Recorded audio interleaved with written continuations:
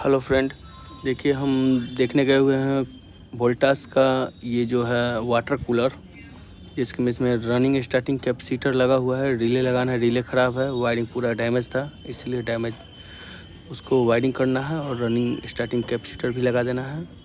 ये आपका कंप्रेसर है, ठीक है। तो इसका वायरिंग कर दिया जाए। देखिए यही रिले है,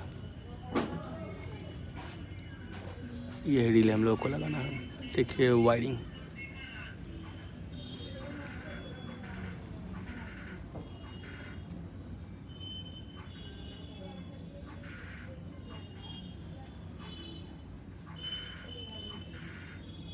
जी हेलो।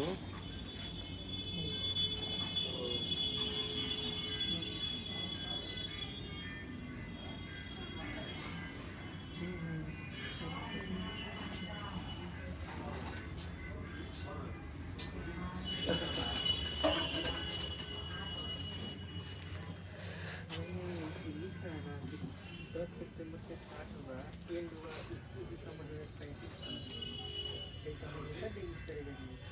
हाँ। तो देखिए हमारा वायरिंग कंप्लीट हो गया और ये कंप्रेसर चलाए हुए हैं। आपका आइस भी आ रहा है, रिटर्निंग काम ओके है।